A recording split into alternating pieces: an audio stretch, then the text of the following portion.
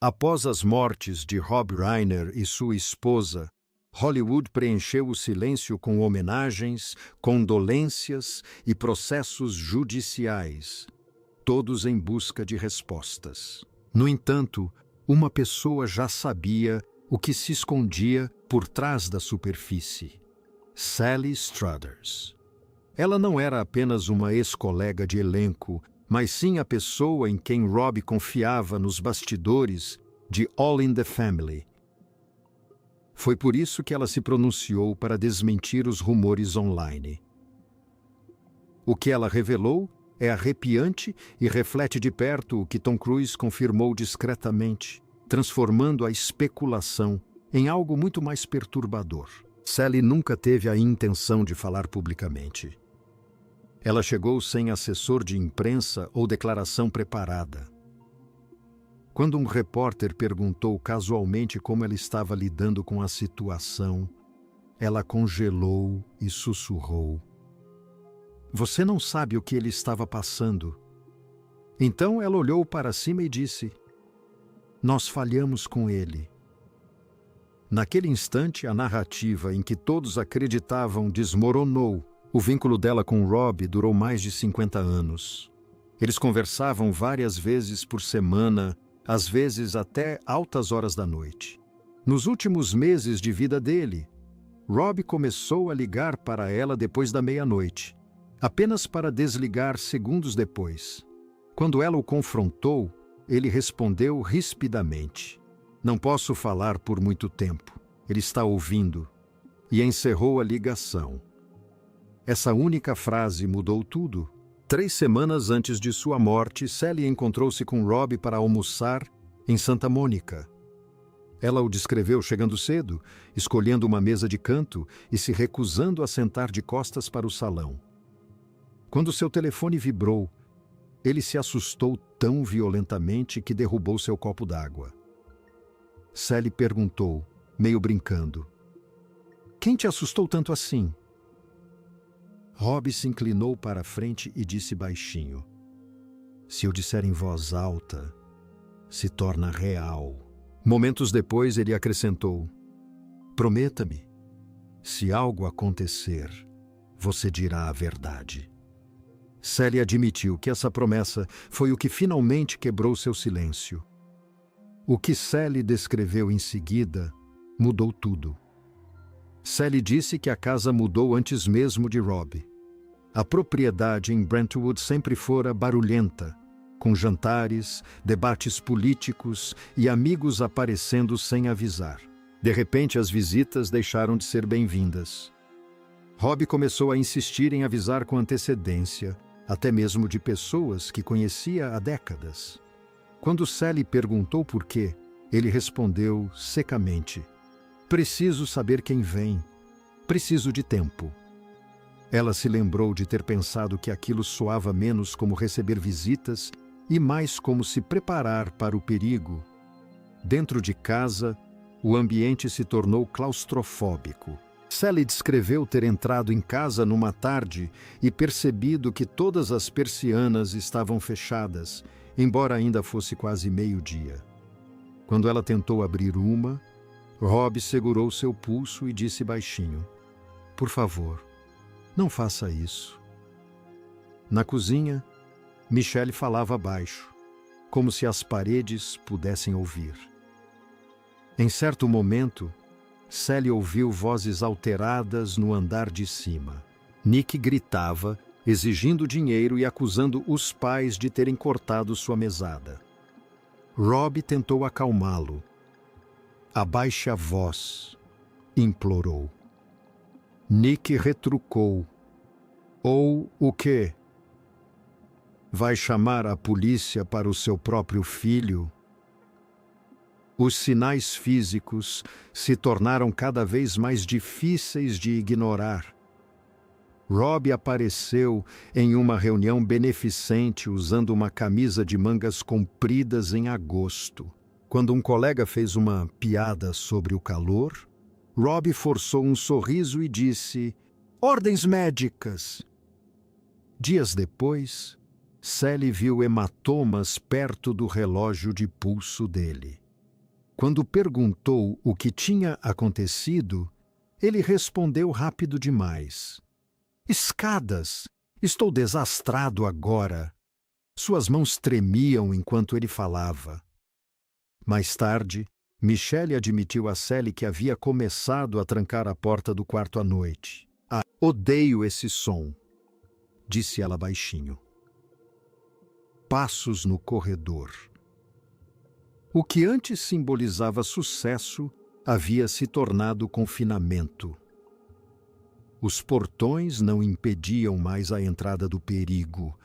Mantinham o medo selado lá dentro. Então veio o choque que mudou a dimensão da história. Segundo Sally, Cruz havia ido à casa dos Rayner em novembro passado sob o pretexto de discutir um projeto futuro. O que ele encontrou foi algo muito mais sombrio. Vozes alteradas ecoavam pelo corredor. Michelle chorava. Nick andava de um lado para o outro, agitado, exigindo acesso ao dinheiro que estava trancado. Cruz teria se colocado entre eles quando Nick avançou e disparou. Você não manda mais em mim! O silêncio tomou conta do ambiente. Mais tarde, Cruz descreveu o comportamento de Nick a um associado próximo em termos arrepiantes. Seus olhos estavam vazios, disse ele, sem hesitação, sem vergonha. Naquela mesma tarde, Cruz puxou Rob para um canto no quintal, longe da casa. Ele não suavizou as palavras. Você está em perigo aqui, disse ele.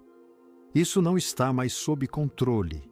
Você precisa de distância esta noite, se possível. Rob balançou a cabeça, visivelmente abalado. Ele está doente, respondeu. Se eu virar as costas agora, o perco para sempre. O que se seguiu foi uma oferta que poucos poderiam recusar. Cruz propôs pagar por uma clínica de reabilitação de elite no exterior, totalmente segura e supervisionada. Eu cuido de tudo, insistiu. Deixe-me fazer isso. Rob agradeceu, mas recusou. Se eu o forçar, disse Rob baixinho, ele nunca vai me perdoar. Mais tarde, Sally disse que essa frase partiu seu coração quando a ouviu. Rob ainda acreditava que o perdão poderia alcançar o que o medo já havia se instalado. Nas semanas seguintes àquele confronto, Cruz manteve contato, insistindo para que Rob reconsiderasse. As mensagens de texto mostravam uma urgência crescente. Por favor, leve isso a sério, dizia uma delas. As respostas de Rob se tornaram mais curtas. Estamos lidando com a situação. Está mais calmo agora. Ele me prometeu. Cada mensagem parecia uma barganha entre a esperança e a realidade. Na última noite, o mesmo padrão se repetiu. Rob não chamou a polícia. Ele contatou uma empresa de segurança privada pedindo que alguém o ajudasse a acalmar os ânimos. De acordo com os registros de chamadas, ele minimizou a gravidade da situação. Ele nunca disse que estava com medo. Ele nunca disse que vidas estavam em risco. Sally acredita que essa escolha selou o desfecho. Mesmo assim, disse ela com a voz embargada, ele estava tentando proteger o filho das consequências. Tom Cruise teria ficado sabendo das mortes e se calado completamente. Mais tarde, ele disse aos amigos uma frase que assombrou a todos os envolvidos. Eu o avisei e ele escolheu o amor. Esse aviso agora representa o momento em que tudo poderia ter mudado e não mudou. Mas este não é o fim. A peça final que Sally Struthers revelou foi aquela que Hollywood passou décadas se recusando a encarar. Ela disse que o perigo não estava oculto porque ninguém o via. Estava oculto porque muitas pessoas optaram por não o mencionar. Os agentes notaram os cancelamentos repentinos de Rob. Os advogados estavam cientes das movimentações financeiras incomuns. Os médicos trataram os ferimentos sem perguntar como haviam ocorrido. Cada silêncio se acumulou sobre o anterior, até que a situação se tornou insustentável. As pessoas sabiam que algo estava errado, disse Sally sem rodeios. Elas só não queriam ser as primeiras a dizer isso em voz alta. Ela descreveu uma ligação telefônica particular com um executivo veterano do setor que a aconselhou a ficar calada. Isso vai destruir tudo o que as pessoas acreditam sobre ele, alertou a voz. Sally respondeu: ele estava sendo destruído enquanto você protegia uma imagem. Outra amiga sugeriu que a história fosse apresentada como uma tragédia familiar, em vez de violência. Sally recusou. Tragédia não deixa impressões digitais, retrucou ela. Violência, sim. O que chocou os investigadores mais tarde foram padrões que permaneceram incontestados durante anos. Visitas repetidas ao pronto-socorro, registradas como acidentes, registros financeiros, mostrando pagamentos repentinos a intermediários, e-mails, implorando por pacientes em vez de intervenção. Sally revelou que Rob se confidenciou com ela após uma consulta jurídica. Disseram-me para documentar tudo, disse ele amargamente. Eu disse que não queria um processo. Quero meu filho de volta. Essa decisão fechou portas que poderiam ter salvado a vida dele. O papel de Michelle Reiner também ficou mais claro. Ela não era passiva, ela estava exausta. Sally revelou que Michelle havia perguntado a uma terapeuta se os pais poderiam ser legalmente protegidos de seus próprios filhos adultos. A resposta foi cautelosa, processual e demorada. Quando o sistema finalmente se movimentar, Michelle teria dito: já teremos ido embora. Foi uma frase que Sally disse não conseguir esquecer depois de ouvi-la. A constatação mais perturbadora veio após as mortes, quando a polícia reconstruiu a cronologia dos fatos. A violência seguiu um ciclo familiar.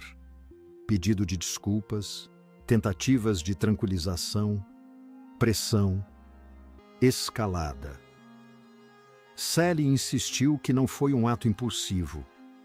Ele sabia quando se acalmar, disse ela. Ele sabia quando esperar.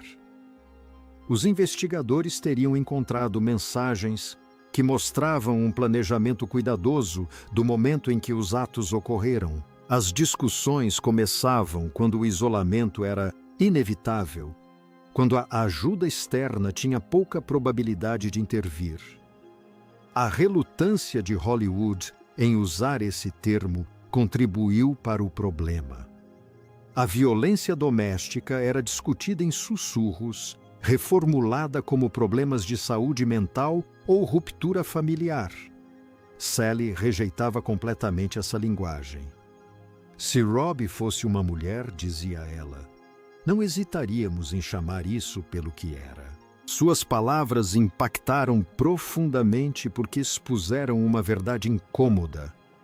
Poder, riqueza e fama não protegem os homens do abuso e não justificam o silêncio quando ele ocorre.